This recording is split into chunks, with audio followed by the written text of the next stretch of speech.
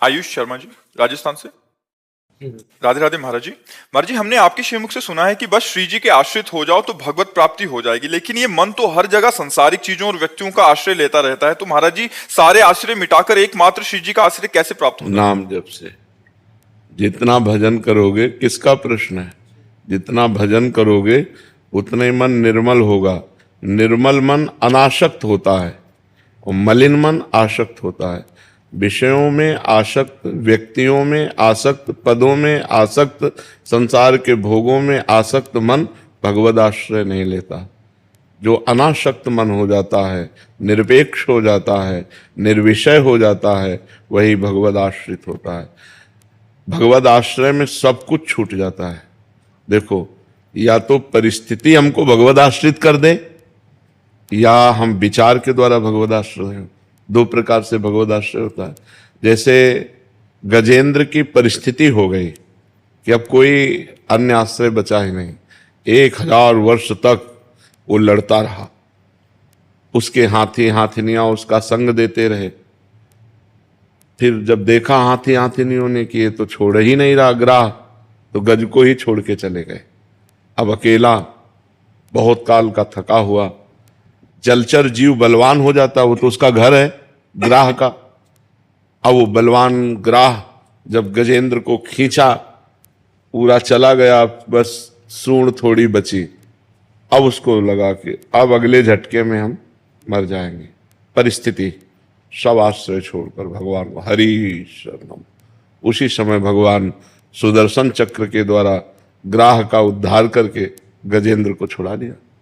द्रौपदी जी जब सब आश्रय लेके देख लिया, पहले पांडवों का आश्रय, फिर सभा का आश्रय, फिर भुजा का आश्रय, फिर दांत का आश्रय, जब देखा वे एक ही झटके में दांत से साड़ी छूट जाएगी, पुकारा हे द्वारिकाधीश। तो भगवान गोविंद उसी समय वस्त्र रूप में। तो या तो हमारे जीवन में भगवान ऐसी परिस्थिति पैदा कर दे, जैसे हम बचपन से भगवान के आश्रित थे, हैं, रहेंगे। हमें लग रहा था हम आश्रित हो चुके हैं। जब किडनी फेल हुई तब समझ में आया कि आश्रय किसे कहते हैं। जब किडनी फेल हुई, आसन में बैठने लायक नहीं, अब साधना कोई रही नहीं। हाय हाय मच गया कि काशी का काम तो पूरा हुआ, जो वृंदावन का काम था वो तो पूरा ही नहीं हुआ। ये आज के 25-26 वर्ष पहले की बात। तब एकदम निराशा छा गई कि यार, ब्राह्मण के घर में जन्म मिला, बचपन से भगवान के मार्ग में रहे और वृंदावन का काम पूरा नहीं हुआ, तो अब क्या होगा। तब रोना आया एकांत में। ऐसा थोड़ी थोड़ी देर में बस रोना आ जाता कि प्रभु अब तो कोई साधना नहीं, प्रभु अब तो मैं किसी काबिल नहीं रह गया। और उसी समय अहंकार सरक के भगवान की शरण में हो गए। बस फिर उसी दिन से आनंद ही आनंद, आनंद ही, क्योंकि अहंकार करता था ना, मानते थे कि हम साधना, पर वो साधना का अहंकार था। इसीलिए हरिवंश महाप्रभु ने कहा सर्वेषु साधन वरेषु चिरम निराशा। श्रेष्ठ श्रेष्ठ साधना का भी अहंकार नहीं होना चाहिए, नहीं तो भगवत प्राप्ति में बाधा हो जाएगी, वो भगवत प्राप्ति की योग्यता खो देता है। ये तब समझ में आया जब किडनी फेल हुई।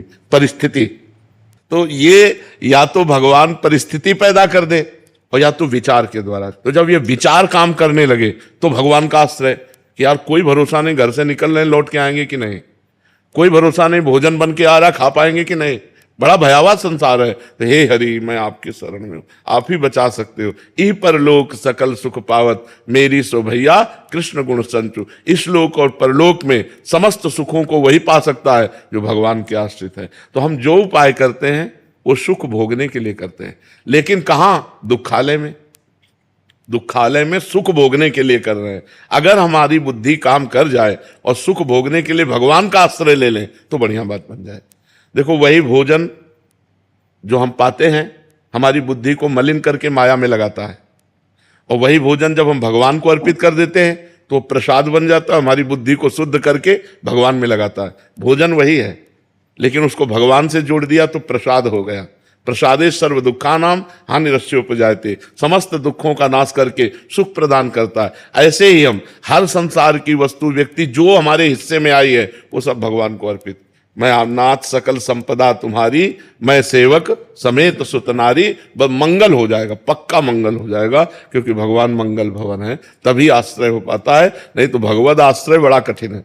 एक बार हमने अपने मन की दुर्बलता देखी।